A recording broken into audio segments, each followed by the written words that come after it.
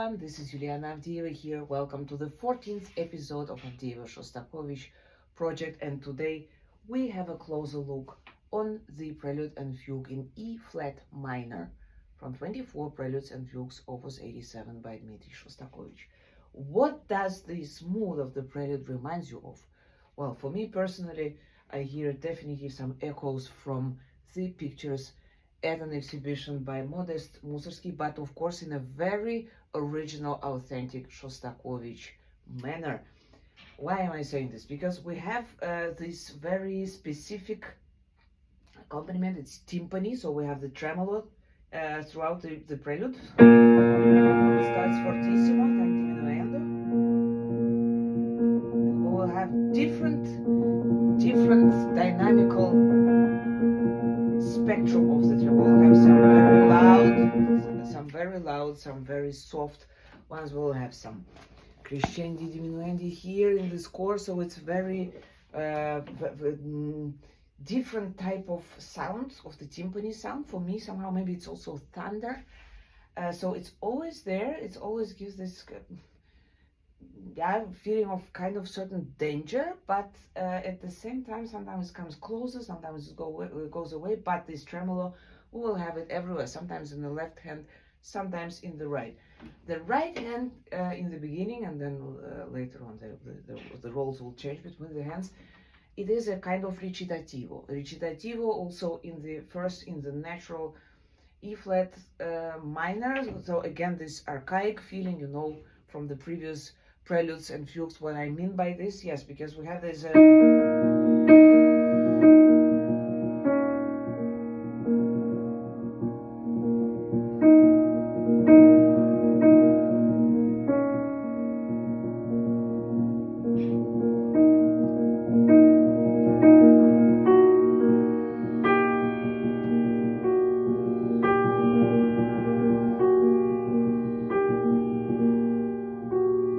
so basically, yes, maybe Comandore from Don Giovanni, something made of stone, right? And then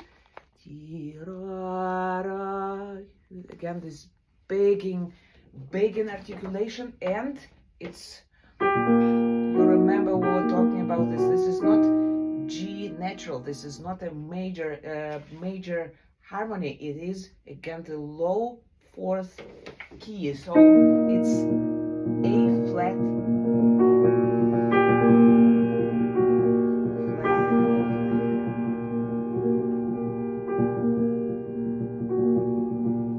so this articulation, we'll have it in quarters and then also in smaller sections. Now, for me, absolutely unique part of this prelude is this this amazing way from the pianissimo to the extreme culmination. Here we have 3 lines to go from the pianissimo to the fortissimo, and look how expressive even this type of printing looks like. We have fortissimo, quick tremolo, and accent on each single quarter. So this is such a despair. Let's see how Shostakovich builds this up. Pianissimo, bell.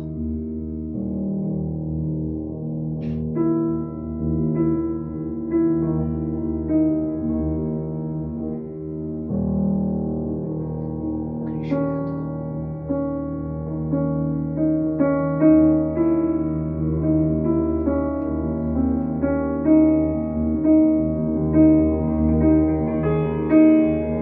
It's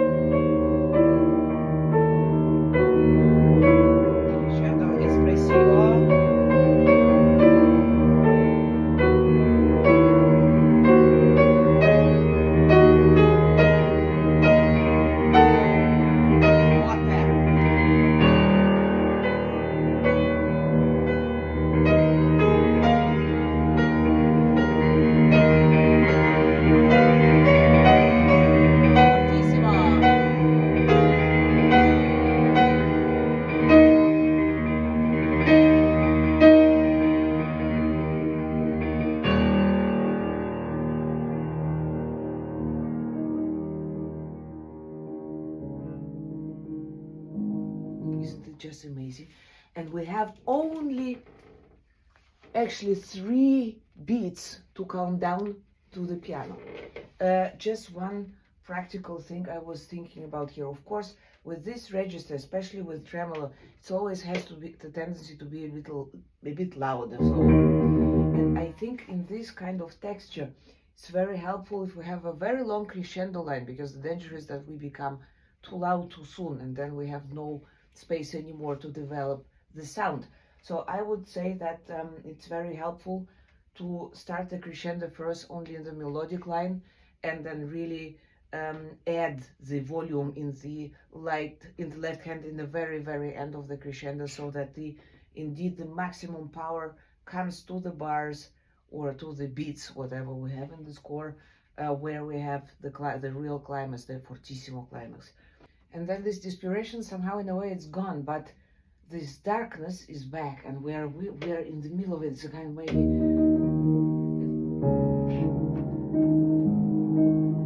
subterranean powers.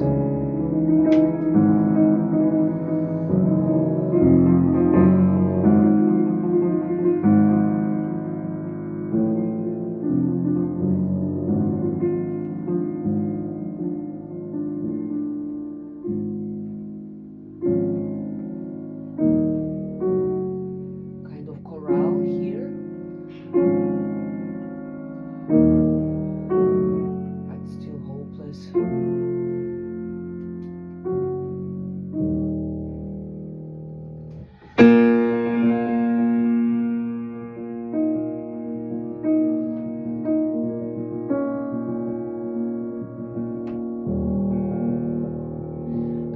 This emptiness of the sound, because we have, of course, the octave, just this, the D flat, and then the low bell, the E flat.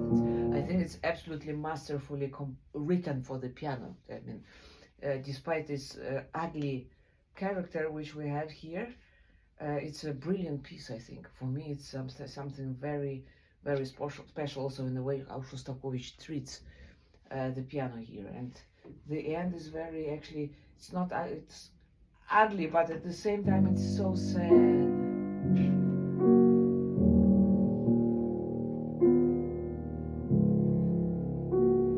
This begging element remains.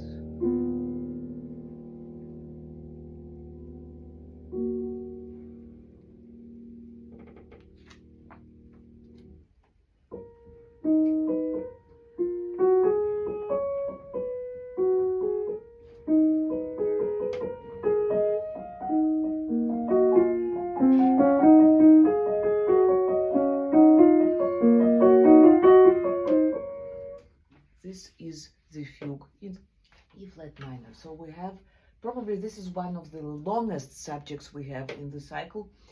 You see it's quite long, it's almost two lines, and it starts in pianissimo. It says again legato sempre. You will probably be surprised, but for me the mood of this fugue is somehow a little bit in the spirit of the last movement of the finale of the second Chopin sonata. Of course, it's completely different texture, but this feeling of the wind on the open field, something which has no body, something what doesn't find any peace, doesn't find any escape, is always in motion. This is how, for me, this fugue feels like. And of course, again, through this repeating,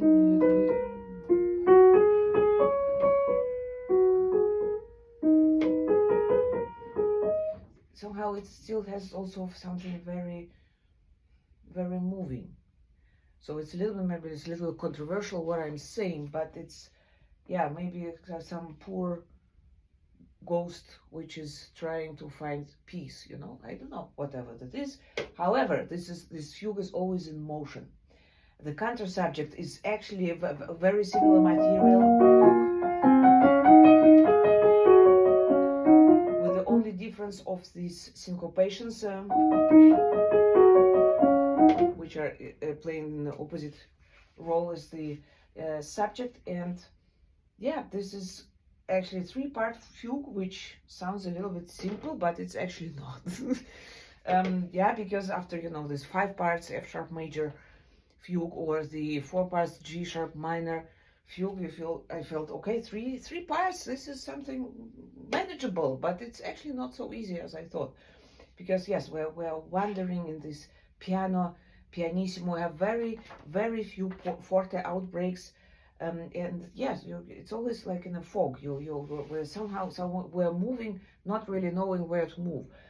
The first appearance of a subject in a major key happens right after the exposition, and look, there is something very specific about this fugue, because Shostakovich here puts several times poco ritardando in a tempo marks, and I think he does it when he wanna mark the new section of the fugue, and this is something very unique for this particular fugue. So the G flat major subject, it brings us maybe a little bit warmth, a little bit comfort. Look.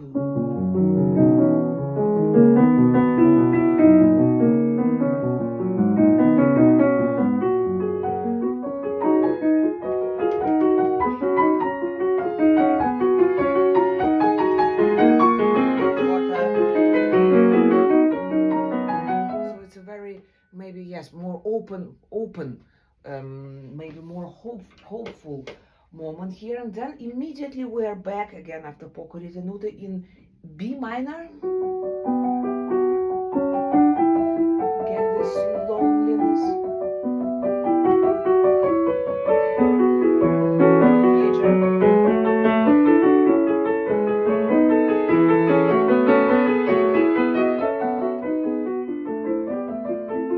Yes, this is this intermission or interlude, which sounds so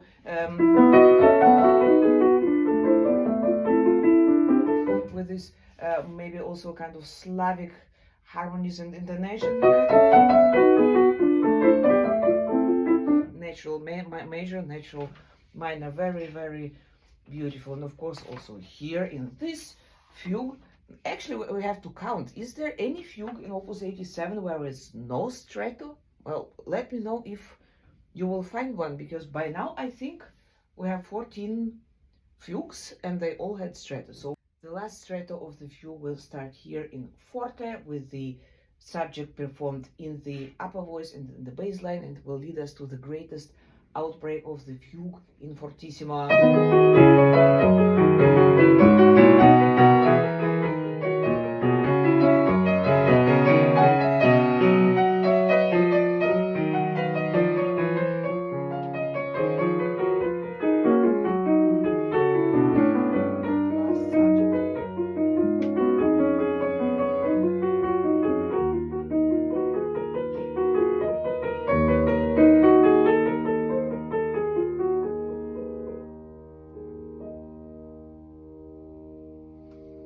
Somehow this ghost had a very human outbreak of or expression of maybe pain or yeah, some very strong emotion before it just again became ghost. So far to this fantastic pair, and please, as always, let me know your thoughts on this music, and have a very good successful week, and see you next Thursday. Thank you for watching. Bye.